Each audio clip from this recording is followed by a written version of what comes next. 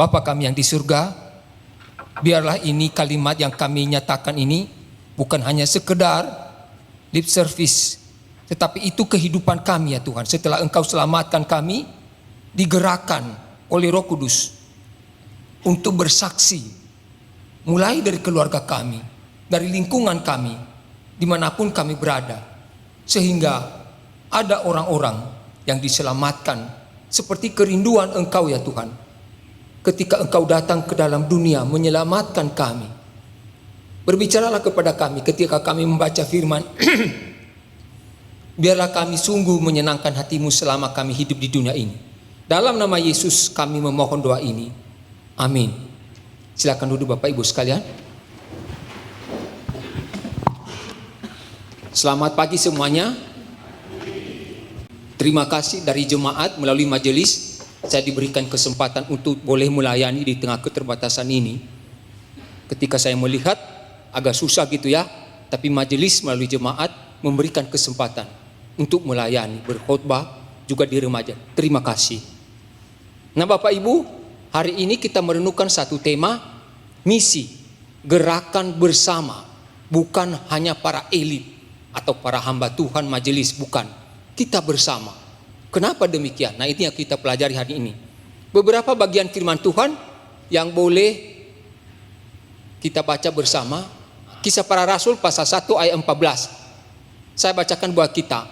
Mereka semua bertekun dengan sehati dalam doa bersama dengan beberapa perempuan serta Maria ibu Yesus dan dengan saudara-saudara Yesus. Kita garis bawahi Bapak Ibu, mereka semua, bukan hanya sebagian gitu ya.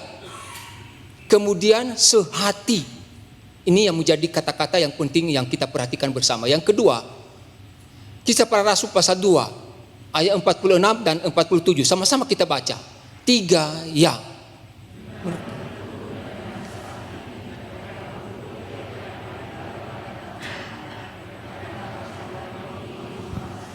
Secara bergilir dan makan bersama-sama dengan gembira dan dengan tulus hati. Nah, kembali lagi itu kata sehati. Ya, kata sehati di dalam kebersamaan mereka. Kemudian mereka bergilir untuk memecahkan roti di rumah masing-masing, gitu ya. Secara bergilir, tetapi poinnya gini yang penting, tulus hati. Jadi mereka itu bersekutu, mereka makan bersama, memecahkan roti, tulus hati, tidak ada kepentingan yang disembunyikan, gitu ya. Kepentingan pribadi. Berikutnya ayat 47, 3 ya, sambil memuji Allah dan mereka disukai semua orang, dan tiap-tiap hari Tuhan menambah jumlah mereka dengan orang yang diselamatkan. Nah perhatikan di sini, mereka disukai semua orang, bukan hanya sebagian orang, semua orang. Terus bagaimana dengan pemimpin agama yang membunuh Yesus? Itu kelompok kecil. Tapi kebanyakan orang menyukai mereka. Ada apa dengan jemaat mula-mula? Ini yang perlu kita pelajari Bapak Ibu, ya. Dan jumlah mereka ditambahkan setiap hari. Kalau jemaat Sio gimana? Setiap hari ditambahkan. Nah, ini yang menjadi pergumulan kita. Kenapa demikian? Biar kita belajar dengan rendah hati. Sehingga Tuhan pakai gereja ini. Terakhir, pasal 4 ayat 32. 3 ya. Adapun kumpulan orang yang telah percaya itu, mereka sehati dan sejiwa, dan tidak seorang pun yang berkata bahwa sesuatu dari kepunyaannya adalah miliknya sendiri, tetapi segala sesuatu adalah kepunyaan mereka bersama. Nah, kembali lagi, sehati sepikir, satu hati, gitu ya. Kemudian tidak ada seorang pun di antara mereka yang berkekurangan. Bagaimana dengan jemaat sekarang? Ini menjadi tantangan bagi kita Bapak Ibu. Kalau tidak pernah menjadi jemaat yang mula-mula seperti jemaat mula-mula, kita tidak bisa bermisi. Tidak usah banyak ngomong lah. Hidup kita ini yang menjadi kesaksian yang kuat, gitu ya. Nah, kemudian ayat 34, 3 ya. Sebab tidak ada seorang pun yang berkekurangan di antara mereka, karena semua orang yang mempunyai tanah atau rumah menjual kepunyaannya itu, dan hasil penjualan itu mereka bawa. Dibawa di hadapan rasul-rasul gitu ya, diletakkan di hadapan rasul-rasul. Tidak ada seorang pun yang berkekurangan, satu pun gitu, tidak ada. Kenapa? Semua memberi Tidak ada yang bertanya ini milik saya. Mereka jual semua dan diletakkan di hadapan Rasul satu. Satu aja yang kecolongan, Ananias dan Safira kalau kita baca gitu ya. Sampai mereka mati karena mereka berbohong. Nah Bapak Ibu, satu video yang menginspirasi kita akan hal ini ya. We had a great first audition. Our decisions really are based on who we think the audience would Ini like American to Got put through Talent. and hopefully fulfill your dreams. So the best of luck to everyone. Thank you so much. Thank you so much. You should be, when you see what they do and how they fly around and there's no. Ini anak-anak dari Bombay, dari daerah Kumuh. Dilatih untuk interaksi yang luar biasa ini.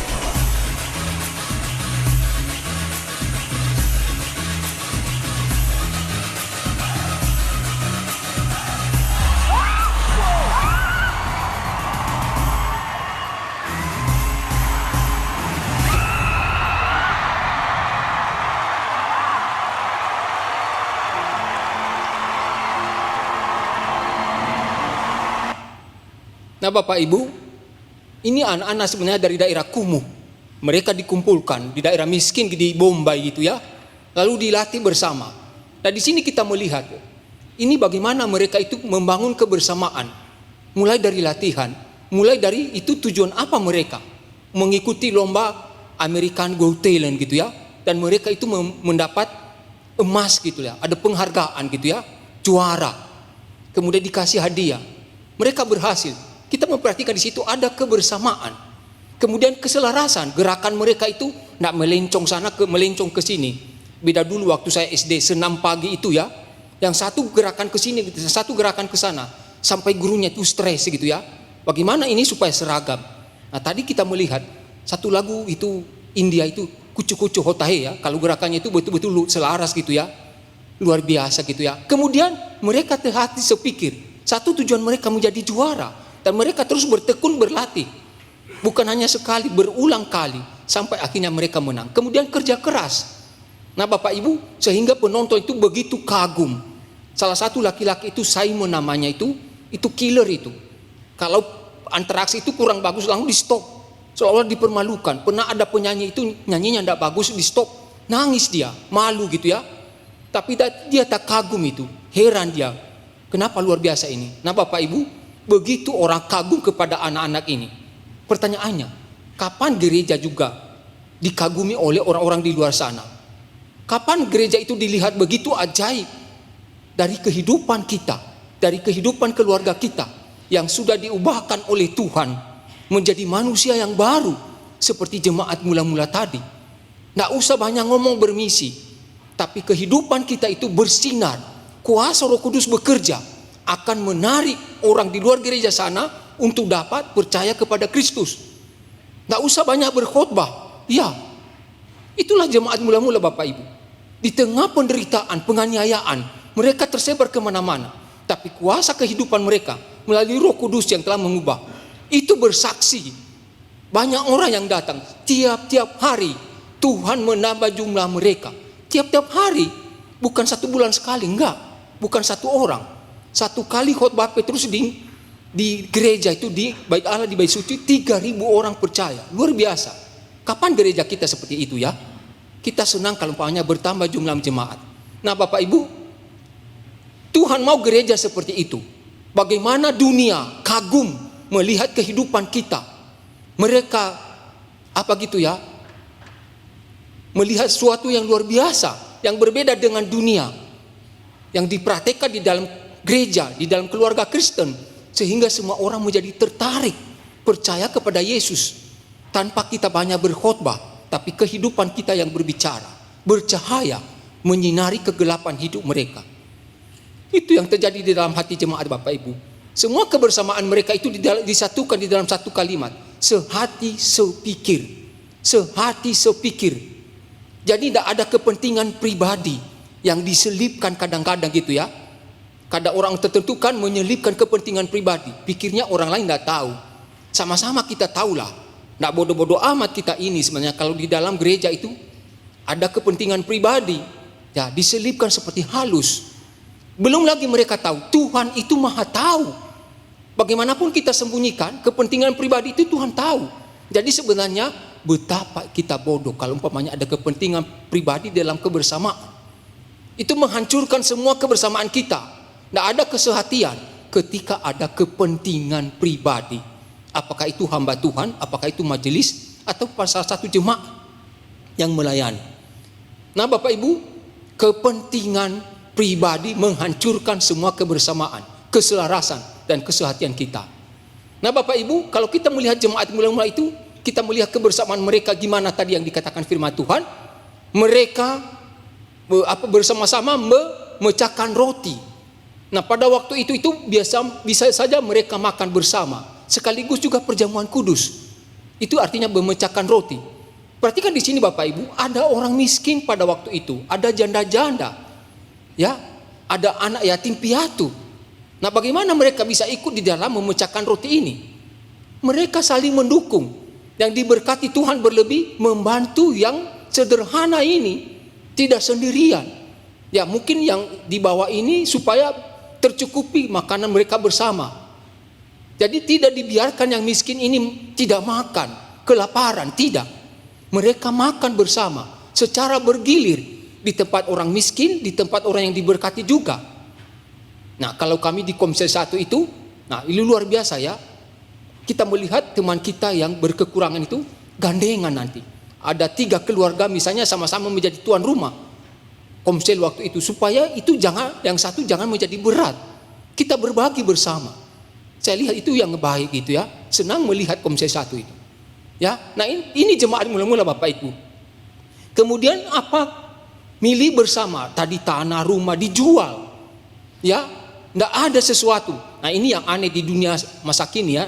Nah mungkin ada itu ya, kecuali kalau belajar kuasa Roh Kudus yang mengubah hati kita, di mana tujuan hidup kita bukan lagi mencari materi, tapi mencari kemuliaan nama Tuhan. Cara kita berpikir bukan hanya berpikir tentang dunia, materi, kekayaan, tapi berpikir tentang kemuliaan Allah, harta di surga kelak. Baru kita seperti jemaat mulai begini, segala milik kita persembahkan untuk Tuhan kalau Tuhan mau pakai. Seperti Abraham. Ketika Tuhan meminta anaknya satu-satunya yang dikasihinya, dikasih itu. Tidak ada perdebatan. Besok pagi-pagi benar dia membawa Ishak ke gunung Moria. Dipersembahkan, diikat, mau ditusuk. Tuhan bicara di surga. Aku sudah tahu kamu, ya hatimu untuk Tuhan. Nah sehingga nanti Ishak itu diganti dengan anak domba. Tidak jadi dipersembahkan itu Ishak. Itulah Abraham. Begitu juga Ayub kan.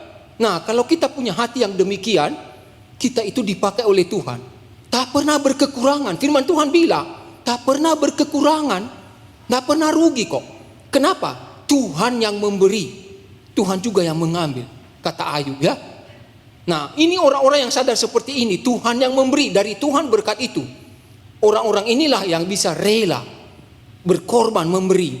Tapi kalau kita merasa, oh itu hadir jadi lelaku, hasil kerja kerasku, itu menjadi orang yang kikir gitu ya, susah sekali memberi. susah menjadi alat Tuhan untuk kemuliaan bagi namanya. Ini jemaat mula-mula Bapak Ibu. Di antara mereka tidak ada yang berkekurangan, termasuk anak yatim piatu, janda-janda, semua tercukupi Bapak Ibu. Inilah kebersamaan mereka, selaras, sehati, sepikir.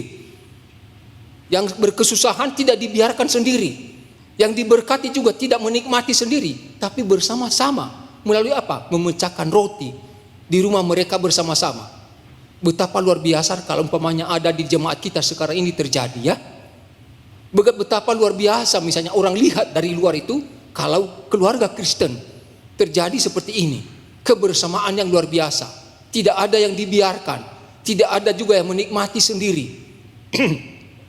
Lebih lagi Bapak Ibu, kalau kita melihat sikon waktu itu, tidak memungkinkan sebenarnya. Kenapa? Baru beberapa waktu lalu Yesus mati, dibunuh mengerikan sekali. Ada kaos. Mestinya di tengah-tengah situasi demikian, masing-masing mementingkan diri sendiri, seperti terjadi sekarang perang Timur Tengah. Bagaimana antrian BBM itu di Filipina, di Vietnam dan lain sebagainya. Kenapa? Bahan bakar udah mau habis. Nah, kepentingan pribadi saya mau dapat BBM. Syukur di Indonesia tidak terjadi. Kenapa?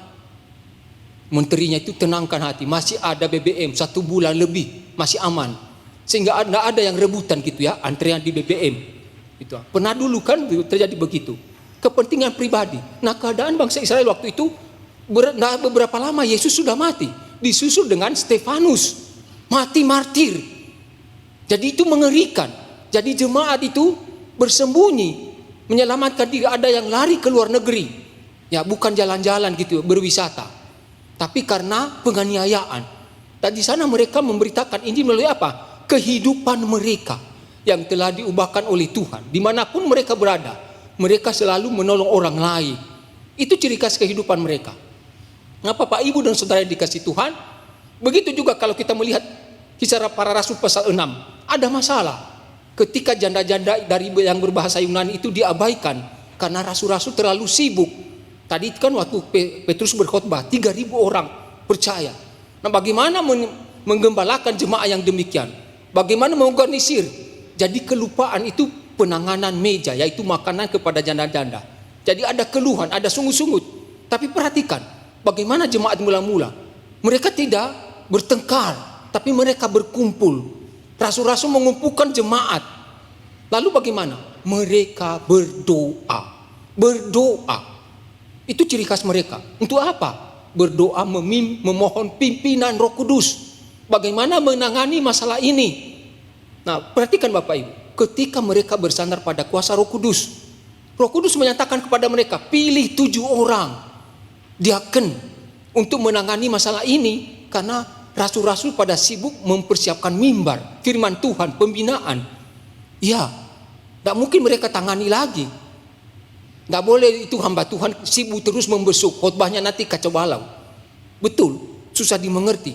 Tapi hamba Tuhan itu mestinya sibuk berdoa, membaca firman Tuhan, melakukan pembinaan. Yang menangani diakonia itu adalah jemaat untuk turun ke lapangan. Itulah yang dia lakukan para rasul. Nah, perhatikan Bapak Ibu, sungut-sungut jemaat itu tidak dianggap para rasul. Itu dah tidak mungkin setiap keinginan orang diterima, diwujudkan, tidak mungkin. Tidak, mereka pikirkan apakah itu benar atau tidak. Ketika mereka melihat itu benar, ada janda-janda yang terlantar, ditangani, dipilih 7 diaken, sehingga masalah ini selesai. Nah, kadang-kadang menjadi masalah gereja itu masukan-masukan tidak diterima, gitu ya. Nah, itu tidak mungkin semua keinginan jemaat diwujudkan. Tidak boleh begitu, diselidiki dulu. Mohon pimpinan Roh Kudus, apakah ini benar? Kalau benar diselesaikan untuk membangun kebersamaan. Kalau dibiarkan bagaimana? Oh, sudah. Kalau orang itu nanti bilang gue, kamu, ya sudah, selesai. Hancur kebersamaan, kesehatian kita. Nah, ini jemaat mula-mula Bapak Ibu. Masalah janda-janda miksi ditangani, dipilih orang yang menanganinya. Salah satunya Stefanus, nanti yang mati martir. Begitu luar biasa jemaat ini. Bahkan saya lupa ayatnya di mana itu.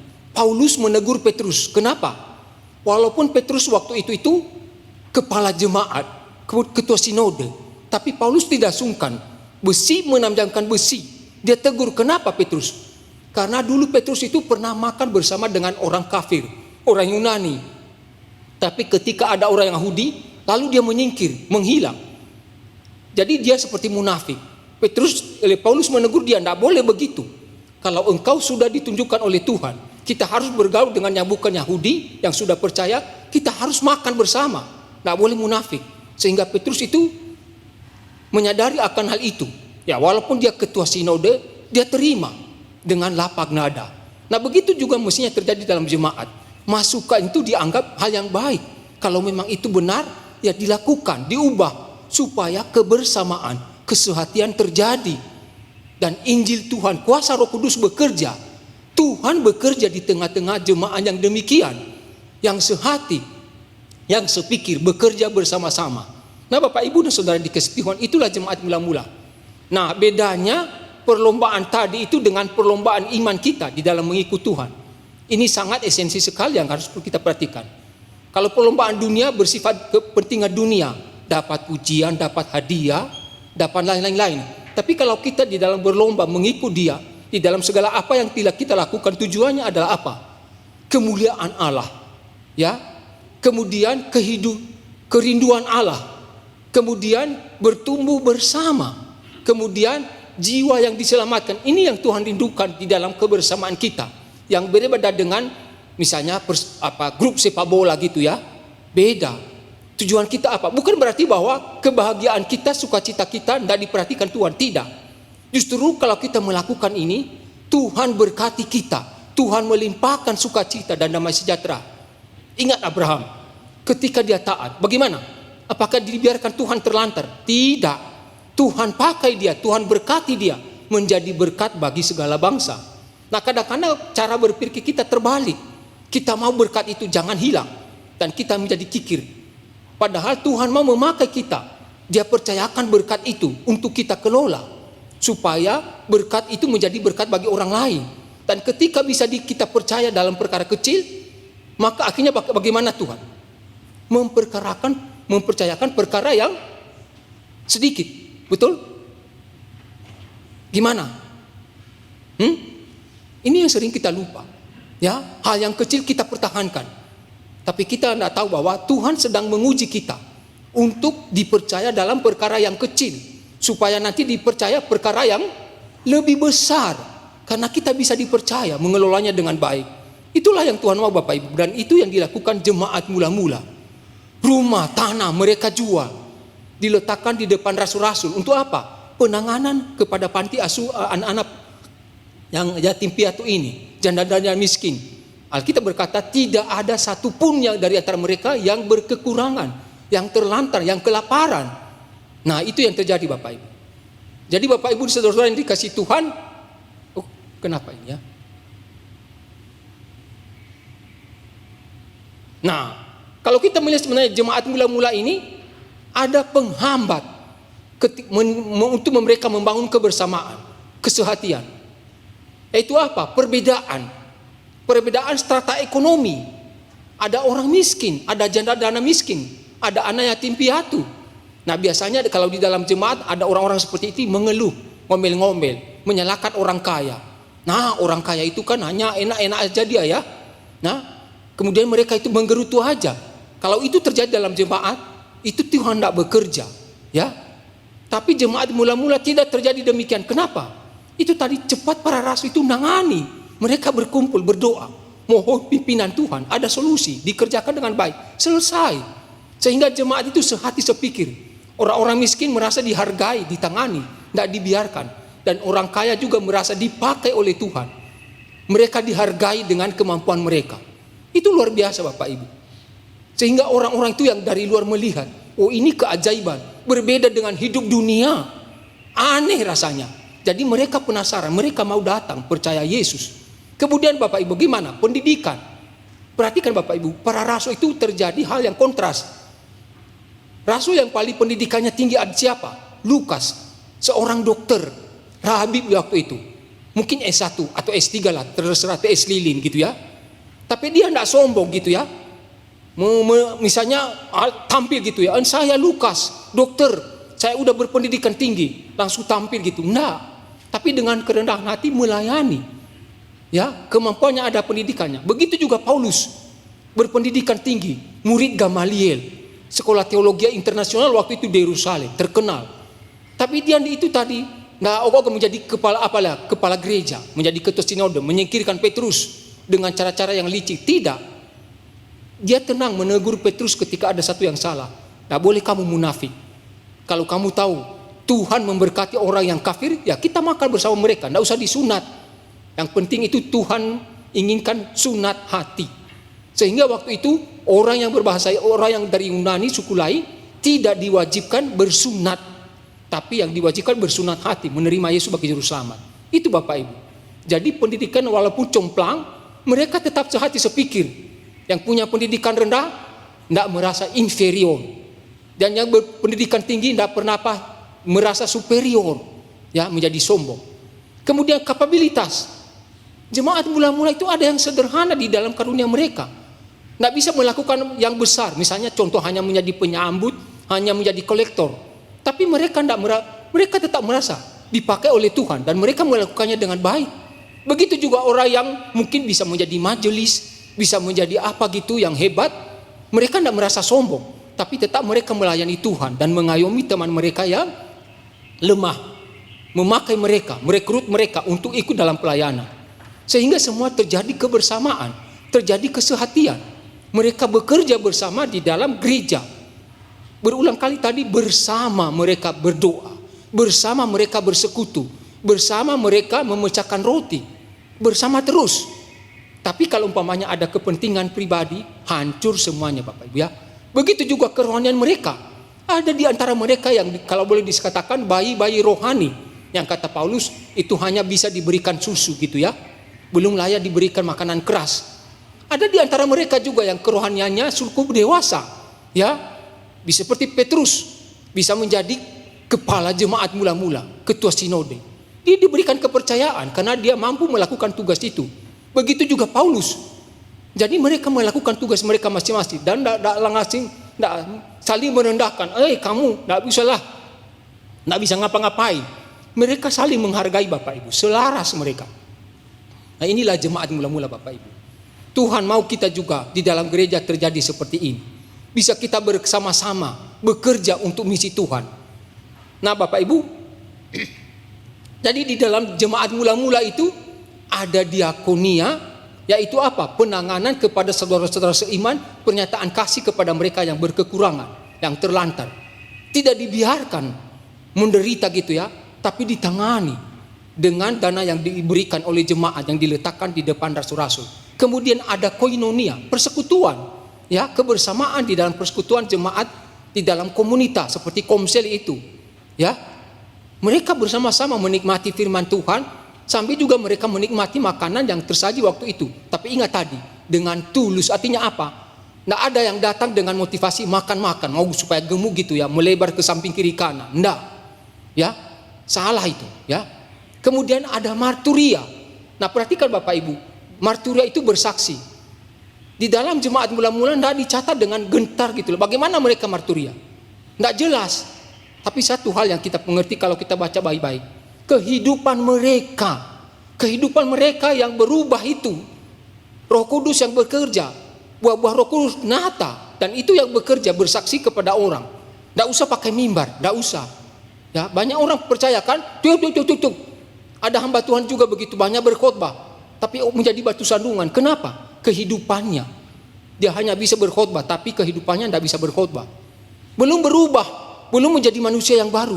Kuasa Roh Kudus nyata, tidak bekerja seperti jemaat mula-mula. Itulah jemaat mula-mula Bapak Ibu. Ada diakonia, ada koinonia, ada marturia. Sehingga tiap-tiap hari, bukan satu kali seminggu, Tuhan menambah jumlah mereka, ya, sehingga perkembangan gereja waktu itu di tengah penganiayaan, ya, bertambah luar biasa, bertambah pesat, sampai para rasul menjadi apa gitu ya, kewalahan, sehingga dipilih 7 diaken. Nah, bagaimana dengan jemaat Sion? Bapak Ibu dan saudara dikasih Tuhan, kita tidak perlu banyak berkhotbah, tapi Tuhan mau hidup kita itu banyak berkhotbah. Kehidupan kita yang berubah ketika ada tetangga kita, pembantu kita termasuk karyawan kita yang membutuhkan, apalagi mereka belum mengenal Tuhan. Itulah objek, ladak sudah menguning, siap dituai. Siapa yang menuai? Saudara dan saya yang ada di situ, bukan orang lain. Sederhana, tidak usah banyak terangkan firman Tuhan. Kadang-kadang kita tergoda ya, termasuk kami hamba Tuhan, jelaskan firman Tuhan ini, apa artinya diakonia. Tak perlu. Kehidupan kita itu berkuasa Bapak Ibu. Kalau Roh Kudus bekerja, akan menjamah orang-orang itu, sehingga mereka penasaran, datang melihat siapa Yesus itu. Itulah jemaat mula-mula Bapak Ibu. Kalau kita mau gereja ini bermisi, bekerja bersama, kita harus meniru model jemaat mula-mula. Bapak Ibu, selama saya berobat di Jakarta, ada satu hal yang Tuhan ingatkan saya. Nah, kebetulan di Raho itu di PIK 2, ketika sedang menunggu giliran untuk terapi, ada satu pasangan dari Palembang, suami istri. Suaminya itu kena Parkinson, istrinya ngantar. Nah Bapak Ibu, ketika Livang dan istrinya itu ngobrol, nah bagaimana Livang itu mendengar terus dengan ramah, oci gitu ya, dia Buddha ya. Nah kemudian tanpa terasa hari berikutnya, ketika kami kembali ke Pluit, setengah jam perjalanan, biasanya kita bayar 100.000 gitu Grab. Dia bilang sama kita, yuk naik mobil kami aja. Oh masih ada setengah jam lagi Pak, mana mungkin ditunggu. Enggak, saya tunggu setengah jam. Pernah dia tunggu kita itu 1 jam. Mereka tunggu. Ini bukan orang yang sembarangan, pengusaha gitu ya. Nah itu mobilnya Mercy. Nah dia tunggu kita setengah jam, kemudian selesai terapi, lalu kita diajak ke Pluit. Nah kita sama-sama, seminggu lebih, hampir 2 minggu dia ajak kita naik mobil. Tapi saya kaget ketika dia tanya, gereja Bapak ada di Jakarta enggak? Gereja Bapak ada di Palembang enggak? Saya tanya dia, kenapa Bapak tanya? Nah sebenarnya pernah satu kali saya kepingin ke gereja, tapi ketika melihat hamba-hamba Tuhan di sana begitu sombong luar biasa, waduh, saya kaget. Apa yang saya cari di gereja kalau begitu? Mereka itu hanya dekat kepada orang kaya. Kalau orang miskin dicuekin, nggak dilayani. Kalau orang miskin sakit, seolah-olah dibiarin. Ya, hamba Tuhan kadang-kadang nggak datang. Ngapain saya cari gereja seperti itu? Lalu saya bertanya dalam hati, kenapa dia tanya gereja saya ada di Palembang? Nah mungkin karena saya ramah sama dia. Dia rindu ada hamba Tuhan yang ramah, yang hidupnya mulai berubah, mulai menyatakan kasih kepadanya. Itulah yang diinginkan dunia saat ini Bapak Ibu. Di tengah-tengah berbagai pergumulan, mereka rindu ada orang percaya yang hidupnya mulai berubah, mulai belajar untuk menjadi saksi. Mulai dari yang sederhana, sapa dengan ramah, ya. Kita temani mereka dengan baik, gitu ya. Sehingga mereka merasa ada sesuatu yang aneh di tengah kota Jakarta yang begitu cuek. Pernah saya trauma dulu waktu anak saya wisuda gitu ya. Saya masuk ke fitness, tanya satu anak muda bagaimana mengaktifkan ini. Gitu ya, satu alat olahraga di sana, dicuekin, nggak dijawab sama sekali. Wajahnya itu seram gitu ya. Langsung saya keluar, nggak usahlah. Dan seperti cuek, masing-masing kepentingan pribadi. Tapi ada orang yang unik seperti ini, menawarkan naik Mercy-nya itu gitu ya. Hampir 2 minggu, luar biasa. Ya, sederhana. Bagaimana kita dengan ramah menyapa mereka, memberi telinga mendengar. Begitu juga Bapak Ibu, selama saya di Jakarta, ketemu sama keponakan saya yang melayani di gereja, di sebuah gereja yang besar di Jakarta. Dia di Grendeng dekat bandara. Dia cerita pengalamannya yang sulit di gerejanya itu. Dia bilang di dalam gereja itu ada gereja. Loh, bagaimana itu? Gereja ada di dalam gereja. Itu ada komisi di dalam gereja itu kalau masalah biaya kegiatan, wow, itu jutaan, bahkan puluhan juta. Sedangkan komisi yang lain kasihan sekali. Nah, bagaimana dengan gereja COA seperti itu? Nah Bapak Ibu, bagaimana cara mereka menangani masalah ini? Semua komisi dihapus. Semua itu menjadi komsel. Nah, itu para ibu-ibu mengamuk gitu ya. Kenapa dihapus komisi wanita? Nah, padahal selama ini komisi wanita begitu luar biasa. Sampai ada yang keluar. Tapi para hamba Tuhan diam aja, mereka bersatu, biarin aja. Tapi setelah sekian lama, hampir 1 tahun, kembali juga akhirnya. Setelah dijelaskan bahwa penganggaran di dalam gereja itu tidak boleh timpang begitu. Yang satu komisi biayanya, dananya ketika keluar itu sedikit sekali, kasihan gitu ya. susah ada kegiatan. Sedangkan komisi yang lain karena mereka punya uang, komisinya puluhan juta gitu ya, biayanya puluhan juta, tidak boleh. Akhirnya ketua sinodenya itu membereskan semua itu, sehingga sekarang terjadi hal yang baik gitu ya. Segala biaya itu dikontrol, tidak boleh gitu. Di dalam anggaran tidak ada biaya, tapi ketika anggaran itu diwujudkan ada biaya puluhan juta. Dari mana itu? Nah, mereka disarankan persembahkan kepada gereja supaya nanti ada biaya kegiatan itu, dari sana biayanya. Terus ada yang kasih usul, nah bagaimana dong? Nanti ini besar biayanya, komisi yang lain tidak. Nah itulah yang menghambat kita, tidak boleh sembarangan besar biaya. Komisi ini tidak boleh istimewa, tidak boleh. Harus kita bertanggung jawab mengelola keuangan gereja. Sehingga gereja mereka sekarang itu, walaupun dari kecil semakin berkembang. Awalnya susah gitu ya, ketika komisi wanita itu dihapus. Ya ada orang yang pergi ke gereja lain, tapi kembali ketika menyadari apa yang dilakukan itu benar, pertanggungjawabannya benar tentang dana yang dipersembahkan untuk gereja. Bagaimana dengan gereja kita Bapak Ibu? Kalau menjadi saksi, tidak usah banyak berkhotbah, tapi kehidupan kita yang sudah diubahkan oleh Tuhan. Pertanyaannya, apakah kita ini betul-betul sudah percaya Tuhan? Apakah betul kita ini sudah betul-betul berubah seperti jemaat mula-mula? Kalau kita sudah berubah seperti jemaat mula-mula, kuasa Roh Kudus akan bekerja nyata. Dia akan memakai kita kepada pembantu kita, kepada karyawan kita.